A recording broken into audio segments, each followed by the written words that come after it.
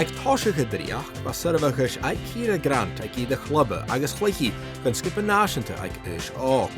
Ach le húne gymôl leis y cwrs y medigach, ba eich ydi cwgwna ag gianw, yn rodriach gyfi eichge idd y ffarge.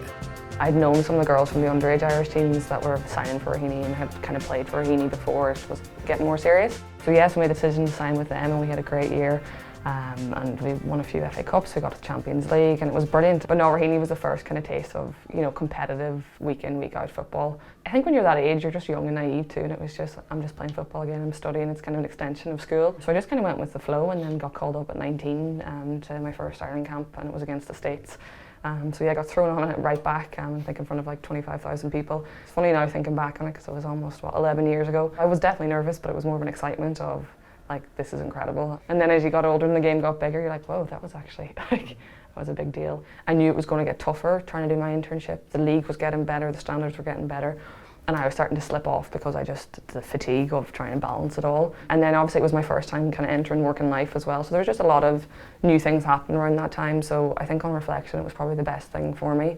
I don't know if I'd be where I am today if I didn't take that break as well. A sio I dablu yna ymach, hil Ciara ei ddash gwbal cosio le na Sion Swifts an y Dafil sy'n neich giog. Agus yn wrsin galafig go Shelburne. Hwyd I ddash ystag yn skipper náisianta agus le áteach an diaing an y skipper na heiddingers an cwpr y Cryne, ba Ciara y gamas idd Australia. Ach, yn rygi hen y ffwchtach gws yn idd y sin yr iing. So then I moved back up to Dublin at the end of 2019 and got back training with Shelburne. The next year in 2020, kind of the latter stages, got back into the Irish squad, and as soon as I got into the squad, the difference from when I played in 2016 was like evident immediately, even in terms of the professionalism of the setup of the federation, but also the girls. Like when I used to play, maybe 3-4 players were professional footballers, whereas now maybe 3 or 4 weren't professional footballers. Where I knew I was like, I need to be at a professional level, training at that standard. An old coach I spoke to back in Donegal, I met him in a pub actually. I just popped in to watch a Gaelic match and I hadn't seen him in about 10 years and he was, what are you doing? And I was like, oh, I'm just back, just started getting back playing. And he was delighted and he's like, what age are you? And I was like, oh, just 27. And he's like, you won't peak until you're 29, 30. So when I made the World Cup squad, I actually texted him being like, maybe you're right. I had a lot of encouragement from people and even within medicine to take the step, because people always say like you're only going to be a footballer for a certain amount of years, but you can be a doctor until, it's the retirement age 70. So, I think just when I thought about all of that and then just followed what my heart wanted and went for it. Glwys Ciara go Rangers sy'n ylwch Dafil ysfichyd sygia, agus hwtichiad chwnechiad chichtel sy'n SPWPL ach gyfir.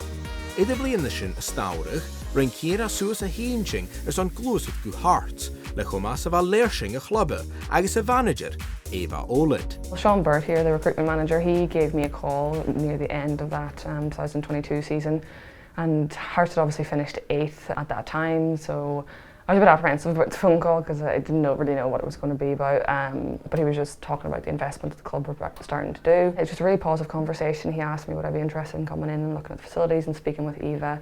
And I came in and I still was quite unsure because it's a bit of a gamble going to a club that historically haven't done well in the league and hadn't performed the season before. But my 30 minutes conversation with Eva changed my mind, and for me, seeing a young, ambitious female coach, I had a really good gut feeling about her and about the club and the promise of where we were going and the steps they were going to take, and everything just seemed to be ticking the boxes. I have a good gut feeling, and it was telling me that this was the right place to be, and yeah, I signed on the dotted line, and yeah, I haven't looked back since. It's a club that's changing and transitioning, so even from like this year to last year, so much has changed, and the girls that were here before I came said like last year was like night and day for them as well. But we still aren't a fully professional team, and you can see that when we do play against the top 3 teams.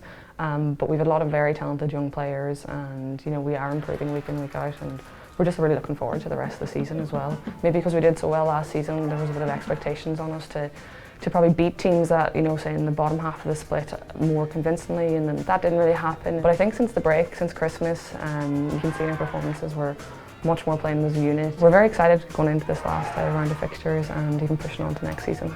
Sometimes I do have to pinch myself and be like, every Sunday I'm getting paid to play football, and I did that my whole life, part-time, was probably out of pocket for most of my life doing it. So just trying to stay like appreciative of that fact and just enjoy the journey.